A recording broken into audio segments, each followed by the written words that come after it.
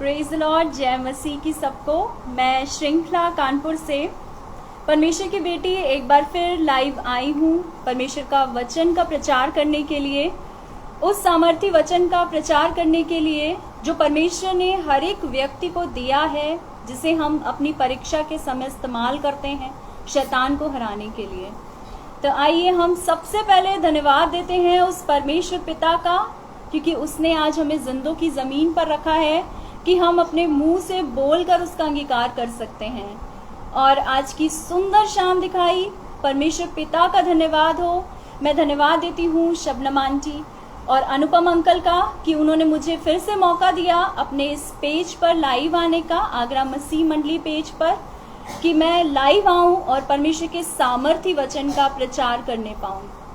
तो आइए सबसे पहले हम प्रार्थना से स्टार्ट करते हैं और उसके बाद हम प्रेज एंड वर्शिप करेंगे और फिर हम आज का आत्मिक मन्ना जो परमेश्वर ने ठहराया था उसे हम मिल बांट कर खाएंगे।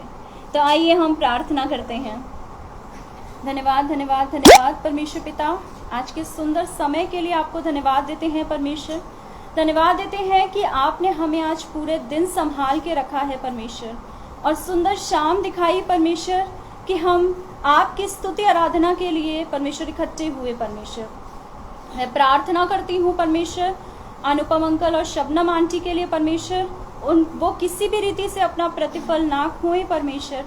उनके जीवन को परमेश्वर आप ब्लेस्ड करिए परमेश्वर। उनके घर पर परमेश्वर पाक फरिश्तों का बाड़ा लगाइए परमेश्वर। कोई भी प्रॉब्लम, कोई भी दिक्कत उनके घर पर ना आने पाए परमेश्वर। मैं प्रार्थना करती हूँ उन बीमारों के लिए जो हॉस्पिटल्स में एडमिट हैं परमेश्वर, उन सबको अपनी लहू वाले चंगाई भरे हाथों से छुइए और चंगा करिए परमेश्वर। मैं प्रार्थना करती हूँ परमेश्वर उन बच्चों के लिए जिन्होंने अभी 12th एग्जाम पास आउट किया है परमेश्वर, और वो अपनी जॉब के लिए परमेश्वर अपने करियर की शुरुआत कर रहे हैं परमेश्वर। उनको सद्बुद्धि दीजिए परमेश्वर, एक अच्छा मार्गदर्शन दीजिए परमेश्वर। मैं प्रार्थना करती हूँ परमेश्वर छोटे बच्चों के लिए जो छोटी छोटी क्लासेस में पढ़ते हैं परमेश्वर, उनकी अकल समझ को और बढ़ाइए परमेश्वर। मैं प्रार्थना करती हूँ परमेश्वर बुजुर्गों के लिए जो हमारे घरों में हैं परमेश्वर, उनकी उम्र को परमेश्वर और बढ़ाइए परमेश्वर। जो सफ़र कर रहे हैं उनको उनकी मंजिलों तक पहुँचाइए। आज के वचन के लिए, आज के आत्मिक मन्ना के लिए प्रार्थना करती हूँ परमेश्वर।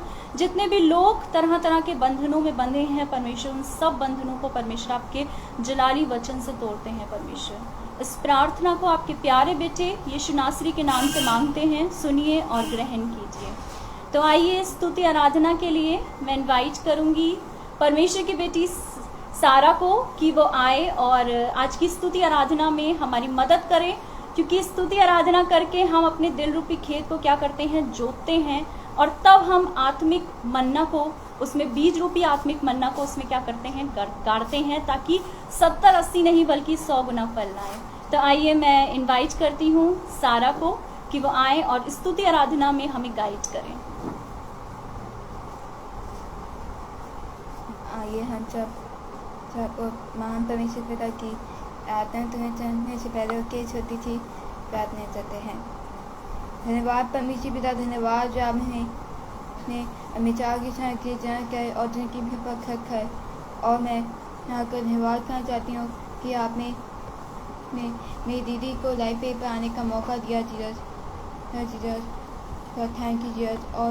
और यहाँ से जो भी प्रार्थना होती है या जो भी दीदी प्रचार करती हैं जीसस, वो हर प्रार्थना सारे प्रचार को अब हम आपके साथ ही यहाँ से हमें पूरा किया जीसस, प्लीज जीसस। और प्रार्थना का आपके लौटे पुत्र हमारे इधार करता है यीशु के साथ यहाँ से मांगते हैं, आमीन। आज का दिन यहोवा ने बनाया है, हम इसमें आनंदित हो, आनंदित हो। आज का दिन यहोवा ने बनाया है, हम इसमें आनंदित हो, आनंदित हो। प्रभु को महिमा मिले, चाहे हो मेरा अपमान। प्रभु को महिमा मिले, चाहे हो मेरा अपमान। वो बड़े मैं घटूं, रहे इसी का धाम। वो बड़े मैं घटूं, यही इसी का ध्यान। आज का दिन यहोवा ने बनाया है, हम इसमें आनंदित हो, आनंदित हो। आज तेरे पास मुझको है तुझसे आज, आता हूँ तेरे पास मुझको है तुझसे आज। मुझको प्रभुर कर दे, मेरे पापों से शुद्ध कर दे। मुझको कबूल कर ले, मेरे पापों से शुद्ध कर दे। आज का दिन यहोवा ने बनाया है, हम इसमें आनंदित हो, आनंदित हो। आज का दिन यहोवा ने बनाया है, हम इसमें आनंदित हो, आनंदित हो। आनंदित हो, आनंदित हो, आनंदित हो, आनंदित हो। पवित्र आत्मा मेरे दिल में पवित्र आत्मा मेरे दिल में मेरे जीवन को अब तू ही चला, मेरे जीवन को अब तू ही चला। पवित्र आत्मा मेरे दिल में पवित्र आत्मा मेरे दिल में टूट चुका हूँ मैं, जीवन का क्या है भरोसा। टूट चुका हूँ मैं, जीवन का क्या है भरोसा। धोखे पर धोखा है सारा जहां, जाऊं तो जाऊं कहाँ, जाऊं तो जाऊं कहाँ। पवित्र आत्मा मेरे दिल में पवित्र आत्मा मेरे दिल में पवित्र आत्मा मेरे दिल में हो तेरी स्तुति और आराधना करता हूँ मैं तुझसे ये प्रार्थना। महिमा से तेरी तो इस जगह को भर, जो भी तू चाहे तू यहाँ पे कर। Hallelujah, hallelujah, hallelujah, hallelujah, hallelujah, hallelujah, hallelujah, hallelujah, hallelujah. आशी को તમે છે કે મીઠી બોલો છાતી નામી પેદા જેમચકી और हालेलुया। प्रेज लॉर्ड, जय मसीह की। तो आइए हम सबसे पहले प्रार्थना करते हैं आज के आत्मिक मन्ना के लिए और उसके बाद हम वचन में आगे बढ़ेंगे। धन्यवाद, धन्यवाद परमेश्वर पिता। मैं प्रार्थना करती हूँ सारा के लिए परमेश्वर, उससे बहुत आयत से आशीष दीजिए परमेश्वर और अपने जलाली कार्यों के लिए इस्तेमाल करिए परमेश्वर। उसकी बुद्धि, उसकी समझ को परमेश्वर और बढ़ाइए परमेश्वर। मैं प्रार्थना करती हूँ परमेश्वर आज का वचन जो भी निर्धारित हुआ है परमेश्वर वो हर एक की ज़िंदगी से बात करे परमेश्वर, और आप वचन के माध्यम से हर एक की ज़िंदगी को, हर एक के दिलों को बदलें परमेश्वर, और सबके जीवन को परमेश्वर आप ब्लेस्ड करें परमेश्वर। मैं प्रार्थना करती हूँ जो अभी लाइव सेशन देख रहे हैं वो भी ब्लेस्डफुल हो परमेश्वर, और जो रिकॉर्डेड वीडियो देखेंगे परमेश्वर आप उनकी ज़िंदगियों में भी काम करें परमेश्वर। इस छोटी सी प्रार्थना को आपके प्यारे बेटे यीशु नासरी के नाम से मांगती हूँ, सुनिए और ग्रहण कीजिए। Praise the Lord. आज का जो टॉपिक है वो है आराधना या स्तुति युद्ध को जिताती है। यदि हम निराश होकर अपनी जीवन का युद्ध लड़ते हैं तो हम कभी भी क्या होते हैं, विजय प्राप्त नहीं करते। ये सबको पता है कि जब हम युद्ध लड़ने जाते हैं तो हमें हथियारों की क्या करनी पड़ती है, ज़रूरत होती है। हमें हथियार चाहिए होते हैं युद्ध को लड़ने के लिए और जीतने के लिए। जैसे हम पढ़ते हैं 2 कुरिन्थियों 10 और उसकी 4 आयत में, क्योंकि हमारी लड़ाई के हथियार शारीरिक नहीं पर गढ़ों को ढा देने के लिए परमेश्वर के द्वारा सामर्थी हैं।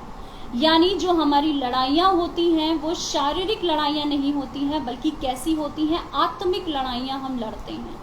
और हमारा विरोधी कौन होता है? हमारा विरोधी होता है शैतान। वैसे ही हमारे हथियार भी शारीरिक नहीं होते हैं, कैसे होते हैं? आत्मिक होते हैं। जैसे हमने 2 कुरिन्थियों 10 और उसके 4 आयत में पढ़ा कि क्योंकि हमारी लड़ाई के हथियार शारीरिक नहीं हैं, बल्कि परमेश्वर के द्वारा कैसे हैं? सामर्थी हैं, यानी कैसे हैं? आत्मिक हथियार। हमें जरूरत पड़ती है अपनी आत्मिक लड़ाई को लड़ने के लिए। यदि हम युद्ध में होते हैं और परमेश्वर से प्रार्थना करते हैं तो शारीरिक क्षेत्र में इसका कोई प्रभाव नहीं पड़ता है, बल्कि आत्मिक क्षेत्र क्या हो जाता है? बदलता जाता है। और जब आत्मिक क्षेत्र बदलता है तब हमारा शारीरिक क्षेत्र पर भी क्या पड़ता है? प्रभाव पड़ता है। अगर आप युद्ध में हैं तो आपको 2 चीजें हैं वो सजेस्ट होनी चाहिए, पता होनी चाहिए कि आपको क्या करना है। सबसे पहली चीज, यदि आप शैतान को युद्ध के समय ललकारते हैं और यीशु के लहू में कवर होकर वचन को, जो कि आत्मा की तलवार है, बोलते हैं, तो आप युद्ध में विजय प्राप्त करते हैं। मैं फिर से रिपीट करती हूँ कि अगर आप युद्ध में हैं और आप शैतान को ललकारते हैं और यीशु के लहू में कवर होकर परमेश्वर के वचन को, जो कि क्या है? आत्मा की तलवार है, बोलते हैं, तो आप विजय प्राप्त करते हैं। दूसरा चीज जो हम करते हैं वो है आराधना करते हुए परमेश्वर के वचन भरे गीतों को गाना। ये 2 चीजें ही हम करते हैं, तभी हम अपने आत्मिक युद्ध में क्या हो सकते हैं? विजयी हो सकते हैं। बहुत प्यारी सी चीज है कि अगर हम चिंता करते हैं, जब हम युद्ध में होते हैं, जब हम परेशानी में होते हैं, तब हमारे अंदर क्या आ जाती है? चिंता आ जाती है, टेंशन आ जाती है। अगर हम लोगों से कहते हैं कि आप टेंशन क्यों लेते हैं, तो लोग प्यारा सा आंसर देते हैं कि चिंता कोई लेता नहीं है, अपने आप आती है। ये हर इंसान के अंदर होती है, चाहे वो बच्चा हो। आजकल के बच्चों को टेंशन होती है पढ़ाई की, बड़ों को होती है, जो भी उनकी प्रॉब्लम्स हो उनकी टेंशन होती है। तो जब हम चिंता में समय बिताते हैं, वो पल हमारी जिंदगी में क्या हो जाते हैं? वेस्ट होते हैं, उनका कोई यूज नहीं है, उनका कोई अर्थ नहीं बनता। लेकिन अगर हम वही चिंता वाले पलों को आराधना वाले पलों में चेंज करते हैं तो हम अपने हर एक युद्ध में क्या हो सकते हैं? विजयी हो सकते हैं। मैं 2 चीजों में आपको डिफरेंस बताना चाहती हूँ, चिंता और मनन। चिंता मतलब नकारात्मक चीजों को अपने ऊपर हावी करना, यानी समाधान से ज्यादा समस्या पर ध्यान देना। और मनन मतलब परमेश्वर के वचन में अपना समय बिताना, यानी सकारात्मक सोच को अपने ऊपर धारण करना, यानी समाधान पर ज्यादा ध्यान देना एज कंपेयर टू समस्या। दोनों अलग अलग कॉन्ट्रास्ट की चीजें हैं और हम इसमें डिफरेंस नहीं कर पाते हैं। जब हम चिंता करते हैं तो हम परमेश्वर के वचन पर मनन नहीं कर पाते हैं, और जब हम मनन करते हैं तो चिंता हमारे दिलों में, हमारे जीवन में होती ही नहीं है। स्तुति, जो कि आज का टॉपिक है, कि जब हम स्तुति या आराधना करते हैं तो अपने आत्मिक युद्ध को जीतते हैं। अगर आप गूगल पे सर्च करेंगे तो स्तुति का मतलब होता है टू प्रेज, यानी बढ़ाई करना या अच्छा बयान देना। अगर हम उसे सिंपल लैंग्वेज में बोले तो अच्छा बयान देना या प्रेज करना। इसके लिए हम देखते हैं पहला शैमुएल और उसकी 17 बाप में हम देखते हैं। इसका एग्जाम्पल मैंने बहुत बार दिया है, बट आज कुछ एक नई चीज़ है जो मैं बताना चाहती हूँ। दाऊद के बारे में सब जानते हैं कि जब शाऊल को परमेश्वर ने अप्रिय जाना था तो शैमुएल को भेजकर दाऊद का अभिषेक किया जाता है इजराइल का राजा बनाने के लिए। पर इजराइल का राजा बनने से पहले उसे गोलियत को मारना क्या था? जरूरी था। जब आपके जीवन में परमेश्वर कुछ भी अच्छा काम करते हैं, आप उन चीजों को याद रखिए। अगर आप प्रॉब्लम में है, बीमारी में है, परेशानी में है, ये भी क्या है? एक युद्ध है। अगर आप बीमारी का युद्ध लड़ रहे हैं काफी समय से, अगर आप कंगाली का युद्ध लड़ रहे हैं काफी समय से, अगर आप किसी भी तरीके का झगड़े का युद्ध लड़ रहे हैं, आपके घर में फैमिली में प्रॉब्लम्स रहती हैं, अगर आप उनका युद्ध लड़ रहे हैं, तो आप उन समय को याद रखिए जब परमेश्वर ने आपके लिए ब्लेसफुल काम किया था, जब परमेश्वर ने आपके लिए आशीषों का काम किया था, जब परमेश्वर ने आपकी जिंदगी में कुछ चंगाई भरा काम किया था। आप उन पलों को याद रखिए। जैसे जब हम पढ़ते हैं दाऊद की लाइफ के बारे में हम देखते हैं और बाइबल में पढ़ते हैं, तो हम पाते हैं कि युद्ध के समय वो बीते हुए पास्ट को अपने याद कर रहा था। उसने गोलियत को मारने से पहले वो शाऊल से कहता है कि मेरे परमेश्वर ने मुझे इतनी सामर्थ्य दिया, मैं परमेश्वर की सामर्थ्य से मैंने सिंह और भालू को क्या किया था, मारा था। यानी जब वो गोलियत को मारने से पहले वो उन बातों को याद कर रहा था जो परमेश्वर ने उसकी जिंदगी में एक आशीष के रूप में दिया था। यानी परमेश्वर की सामर्थ्य में उसने सिंह और क्या किया था, भालू को मारा था। उसने वो बात एक्सेप्ट करी है, जो कि हम देखते हैं भजन संहिता 42 और उसकी 1 से 4 आयत तक।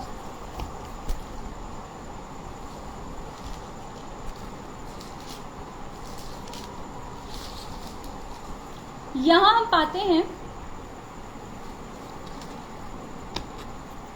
यहां पे लिखा है, जैसे हरिणी नदी के जल के लिए हाँफती है, वैसे ही हे परमेश्वर मैं तेरे लिए हाँफता हूँ।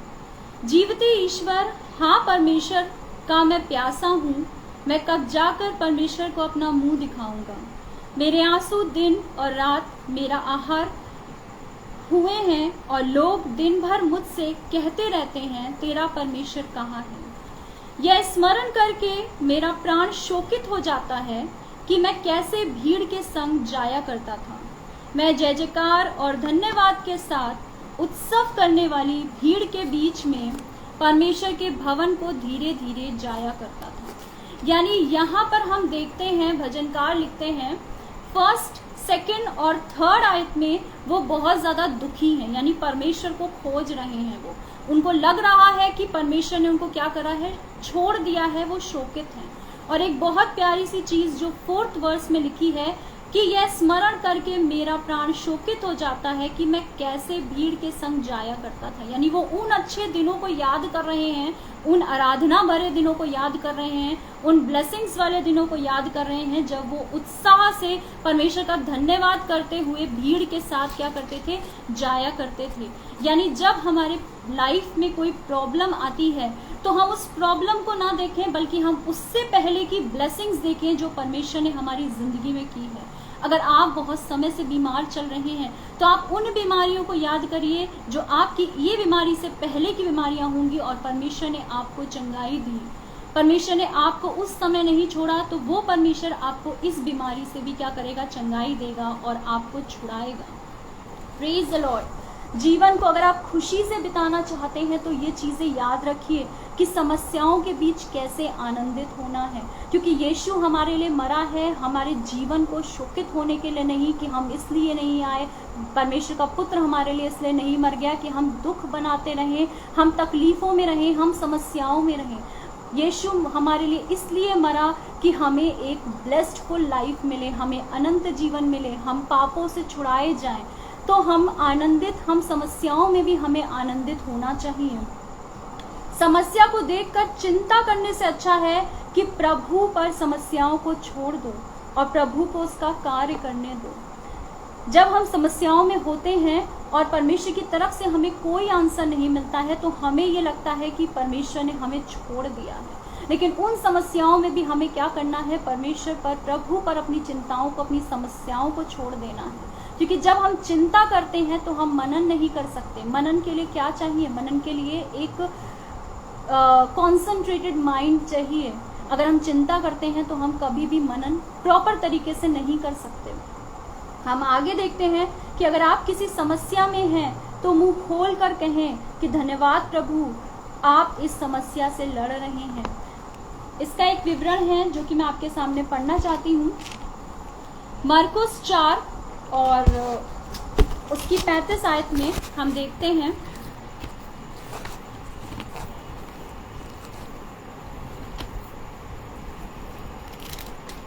यहाँ पर एक दृष्टांत है, ये सब लोगों ने बहुत बार पढ़ा होगा, आंधी को शांत करना। सबसे पहली लाइन जो 35 वाली लाइन है वो बहुत इंपॉर्टेंट है और इस पूरे दृष्टांत का एंड डिसाइड करती है।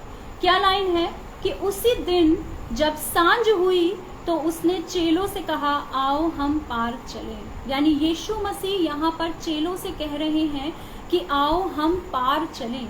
यानी यीशु मसीह ने उस डेस्टिनी को डिसाइड कर दिया है, उन्होंने मार्गदर्शन कर दिया है कि अब हमें इस पार से उस पार जाना है। यीशु ने ये नहीं कहा कि चलो मेरे साथ चलते रहो तो तुम उस पार पहुंच जाओगे। यीशु ने साफ कहा, आओ हम उस पार चलें। यहाँ पर उसने एंड को डिसाइड कर दिया। और फिर क्या होता है, और वे भीड़ को छोड़कर जैसे वह था वैसे ही उसे नाव पर साथ ले चले। यहाँ पर चेले क्या करते हैं, नाव पर यीशु मसीह भी आते हैं और चेले भी आते हैं और साथ में लोग जाने लगते हैं। और उसके साथ और भी नावें थीं। तब बड़ी आंधी आई। यहाँ पर आंधी नहीं, बहुत बड़ी आंधी आई।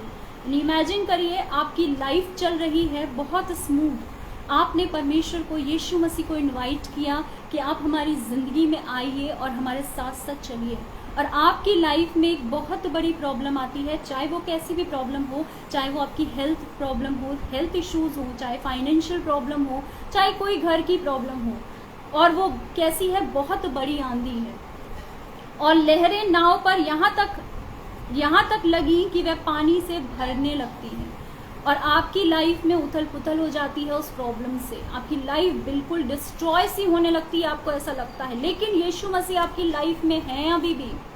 और फिर क्या होता है, पर वह आप पिछले भाग में गद्दी पर सो रहा था। तब उन्होंने उसे जगाकर उससे कहा, हे गुरु, क्या तुझे चिंता नहीं कि हम नष्ट हुए जाते हैं। जब आपकी लाइफ में यीशु मसीह होते हैं और वो कुछ समय के लिए देखते हैं कि आपका विश्वास किस पर है, उन लहरों पर, उन प्रॉब्लम्स पर जो आपकी लाइफ में है, या इस बात पर कि यीशु मसीह आपके साथ है।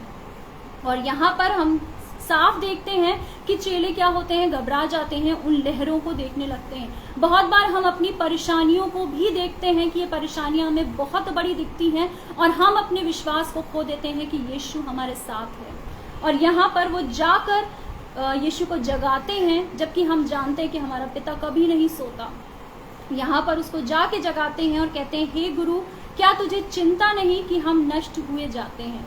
बहुत बार हम भी ऐसा करते हैं, जब हमारी लाइफ में प्रॉब्लम होती है तो हम परमेश्वर से प्रार्थना करते हैं कि परमेश्वर आपने हमें अभी छोड़ दिया है, हमें कष्टों में छोड़ दिया है, हमें बीमारी में छोड़ दिया है, हमें तकलीफों में छोड़ दिया है। पर हम ये भूल जाते हैं कि यीशु हमारे साथ अभी भी है। वो सिर्फ देख रहा है कि हमारा आगे अगला कदम क्या होगा, क्या हम विश्वास में दृढ़ होते हैं या कमजोर हो जाते हैं। और उसके बाद 39 वर्ष में हम देखते हैं, तब उसने उठकर आंधी को डांटा और पानी से कहा, शांत रह, थम जा। और आंधी थम गई और बड़ा चैन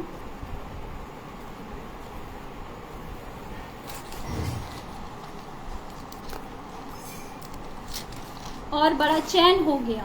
और उनसे कहा, तुम क्यों डरते हो, क्या तुम्हें अब तक विश्वास नहीं। यानी जब हम यीशु मसीह को कहते हैं कि आपने हमें छोड़ दिया है, प्रॉब्लम्स में छोड़ दिया है, तब यीशु मसीह आते हैं और उन प्रॉब्लम्स को हम हमारी जिंदगियों से दूर करते हैं। और तब वो एक बहुत प्यारी सी चीज बोलते हैं कि तुम क्यों डरते हो। यहाँ पर उन्होंने बोला कि क्या तुम्हें अब तक विश्वास नहीं। वे बहुत ही डर गए और आपस में बोले, ये कौन है कि आंधी और पानी भी उसकी आज्ञा मानते हैं। और यहाँ पर बहुत सुकून भरी लाइन है, 5th लाइन, कि वे झील के पार गिरासेनियों के देश में पहुंचे। यानी वो झील के पार पहुंचे। यानी यीशु मसीह हमारी लाइफ की हर प्रॉब्लम की एंडिंग जानता है। वो अपने कंट्रोल में हमारी सारी प्रॉब्लम्स को, सारी समस्याओं को रखता है। जैसे आंधी उसकी बात मानती थी, वैसी सारी प्रॉब्लम्स परमेश्वर की बात, यीशु मसीह की बात मानते हैं। लेकिन हम उन प्रॉब्लम्स के दौरान क्या करते हैं, ये डिफाइन करता है कि हमारी प्रॉब्लम की एंडिंग ब्लेस्डफुल रहेगी या सिर्फ हम उस प्रॉब्लम से कोप अप कर पाएंगे। जैसे चेले क्या थे, डर गए थे, वैसे हम भी बहुत बार डर जाते हैं। हमें लगता है हम उन प्रॉब्लम्स में ही पड़े रह जाएंगे, लेकिन हमें डरना नहीं है जब पता है कि यीशु साथ है। यीशु ने कहा है मैं हूँ, ये नहीं कहा है मैं रहूंगा, कहा है मैं हूँ। यानी मैं हूँ मतलब वो हमेशा हमारे साथ है। अगर आपकी लाइफ में प्रॉब्लम है तो आप ध्यान रखिए कि आपकी लाइफ में यीशु मसीह है, परमेश्वर है, और उसके लिए कोई भी प्रॉब्लम क्या है, बड़ी नहीं है। वो डांट कर हमारी प्रॉब्लम्स को क्या कर सकता है, दूर कर सकता है। चीजें बदलती हुई जब हमें नजर नहीं आती हैं तो हमें लगने लगता है कि परमेश्वर ने हमें क्या कर दिया है, छोड़ दिया है। पर प्रभु ये चाहता है कि हम उसकी स्तुति करें। युद्ध, आत्मिक युद्ध लड़ने के लिए और जीतने के लिए जरूरी है कि हम स्तुति करें, यानी प्रेस करें परमेश्वर को, जैसे दाऊद ने किया था। गोलियत दाऊद के सामने बहुत बड़ी समस्या थी, लेकिन उसने समस्या को नहीं देखा, उसने स्तुति करी, प्रेस किया। उसने पहले की अपनी जो इंसिडेंट था, जो कि उसने सिंह और भालू को मारा था, उसको ये याद था। उसने गोलियत को ये बोलते हुए आया, मैं आगे आने वाली वर्स में पढ़ाऊंगी आपको। और ये जो सेशन है मैंने 2 पार्ट में तैयार किया है, क्योंकि काफी लंबा हो जाता। तो आज का पार्ट मैं आगे बताऊंगी, और नेक्स्ट मंडे जो कि मेरा टर्न है बोलने का, तब मैं आपको पूरी एंड करके बताऊंगी। बहुत सारे एग्जाम्पल्स हैं जो मैंने इस टॉपिक के अंदर कवर किए हैं। इसके बाद हम देखते हैं कि प्रभु आपके लिए मार्गदर्शक करता है, मार्गदर्शक का काम करता है। जैसे कि उसने चेलों के लिए कहा था, चेलों को क्या बोला था, फर्स्ट लाइन जो हमने देखी कि आओ झील के पार चले, यानी परमेश्वर यीशु मसीह हमारे लिए मार्गदर्शन का कार्य करता है। लेकिन हम क्या करते हैं, हम उस मार्ग में अगर आंधी आ जाती है जो कि यीशु मसीह के कंट्रोल में है, अगर कोई प्रॉब्लम आ जाती है तो हम घबरा जाते हैं, डर जाते हैं, और हमारा विश्वास उस समय क्या हो जाता है, खत्म हो जाता है। हम अपने विश्वास को खो देते हैं। आपके जीवन में भी आंधी आती है तो लगता है हमें कि यीशु क्या है, सो रहा है, वो हमारी बात नहीं सुन रहा है। बहुत समय हम प्रार्थना करते हैं कि परमेश्वर ने हमें छोड़ दिया है, लेकिन हम ये चीज याद रखें कि परमेश्वर कभी भी हमें नहीं छोड़ता है, क्योंकि यीशु मसीह ने कहा है मैं हूँ, अंत तक तुम्हारे साथ हूँ।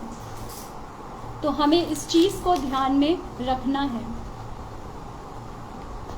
और जब चेले यीशु मसीह को जगाते हैं तो वो क्या कहते हैं कि क्यों डरते हो, मैं हूँ। आप इस चीज को याद रखिए कि यीशु हमारे साथ है। जैसे वो चेलों के साथ था, वैसे वो हमारे साथ भी है। हमारी लाइफ की सारी प्रॉब्लम्स को, सारी आंधियों को वो कंट्रोल कर सकता है। कोई भी बड़ी बीमारी उसके आगे नहीं टिक सकती, क्योंकि परमेश्वर का पुत्र है वो। और हमारी सारी प्रॉब्लम्स की एंडिंग ऐसी ही होती है अगर हम परमेश्वर को बीच में नहीं छोड़ते हैं। जैसे चेले घबराए, लेकिन वो दौड़ करके कहाँ आए, यीशु के पास आए। वैसे ही अगर हमारी लाइफ में प्रॉब्लम्स आती हैं तो हमें भी यीशु को खोजना है, हमें परमेश्वर को खोजना है। और जब हम खोजते हैं तो हम एक सुरक्षित स्थान पर पहुंचते हैं, जैसे चेले पहुंचे और उनकी सारी आंधी, सारी प्रॉब्लम्स क्या हुई, खत्म हो गई। जब हम देखते हैं प्रॉब्लम्स के बारे में, या हमें अगर कोई मार्गदर्शन चाहिए होता है, अगर हम किसी मार्ग पे जाते हैं या हमारी कोई डेस्टिनी होती है, तो 3 फेजेस में पूरी होती है। पहला फेज जब हम आरंभ करते हैं तब हमारा विश्वास बहुत मजबूत होता है, तब हम पूरे उत्साह के साथ, पूरे विश्वास के साथ अपनी जर्नी को पूरा करते हैं, कंप्लीट करने की कोशिश करते हैं। सेकेंड फेज जो होता है वो अंत का फेज होता है, एंडिंग फेज होता है, यानी ये बहुत उत्तेजनीय होता है, क्योंकि उसे हम पा लेते हैं जो हमें पाना होता है, यानी हम अपनी डेस्टिनी को अपने हाथों के अंदर कर लेते हैं। लेकिन बीच का फेज जो होता है वो डिसाइड करता है, वो फेज डिसाइड करता है कि हमारा अंत क्या होगा। अगर हम परमेश्वर को मिडिल वाले फेज में पकड़े रहते हैं तो हमारा अंत हमेशा ब्लेस्डफुल रहेगा, जैसे चेलों के साथ हुआ। आंधी आई लेकिन उनकी नाव डूबी नहीं, वो मरे नहीं, वो नष्ट नहीं हुए। वैसे ही परमेश्वर अगर हमारी लाइफ में प्रॉब्लम्स डालता है और हम उस फेज पर यीशु मसीह को पकड़े रहते हैं, परमेश्वर के वचन को पकड़े रहते हैं, क्योंकि यीशु मसीह क्या है, यीशु मसीह वचन है। अगर हम वचन को जानते हैं तो हम यीशु मसीह को जानते हैं।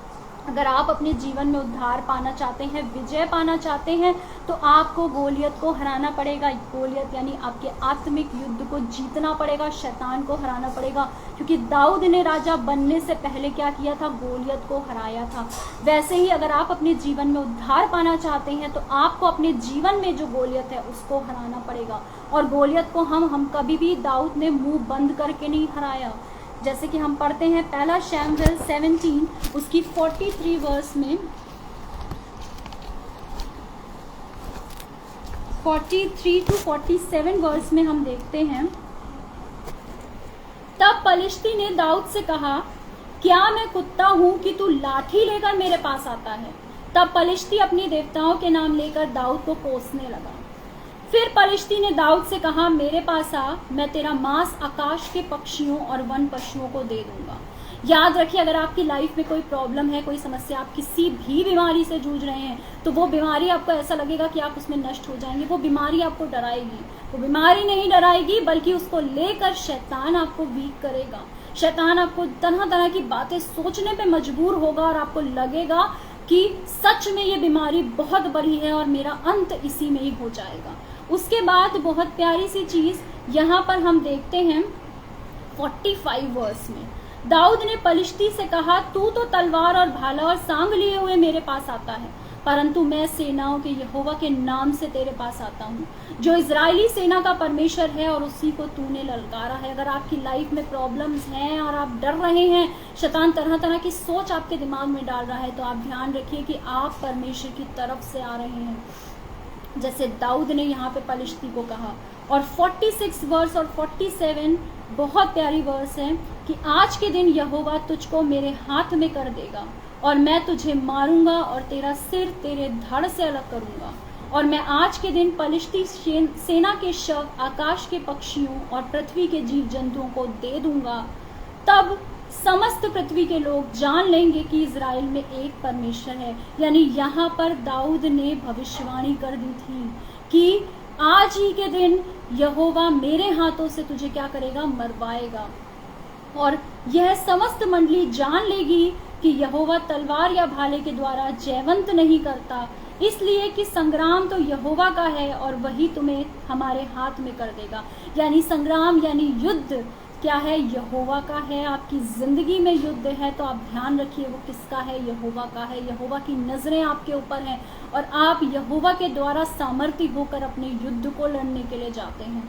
जैसे दाऊद गया था गोलियत के सामने लड़ने के लिए, और तब पलिश्ती उठकर दाऊद का सामना करने के लिए निकट आया, और दाऊद ने क्या किया, दाऊद की सेना और पलिश्ती का सामना करने के लिए फुर्ती से क्या हुआ, दौड़ा। जब आप परमेश्वर को अपना उद्धारकर्ता मानते हैं, अपने जीवन को उसके हाथों में सौंप देते हैं, मानते हैं कि परमेश्वर आपका सामर्थ्य है, वो बड़े से बड़ी परीक्षा में भी आपको छोड़ता नहीं है, जैसे दाऊद ने माना था, वैसे ही आप क्या करते हैं, अपनी प्रॉब्लम्स को सामने से फेस करते हैं, क्योंकि आपको पता है कि आपकी प्रॉब्लम्स का अंत क्या होगा। जैसे दाऊद को पता था कि उसे पलिश्ती को क्या करना है, मारना है, और आज के ही समय वो क्या करेगा, मारेगा।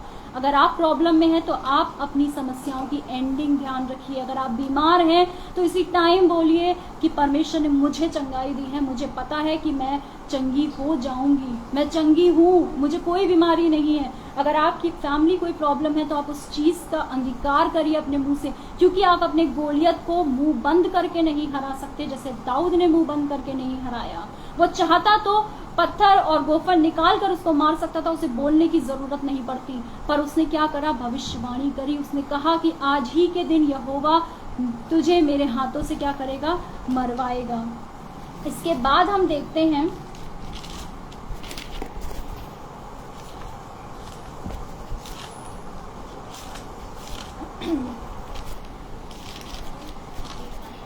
अगर आप बीमारी के युद्ध को हराना चाहते हैं तो आप कहिए मैं सही हूँ, ये मत कहिए मैं सही हो जाऊंगा, क्योंकि आपको पता है कि आपकी एंडिंग क्या है, सही होना है।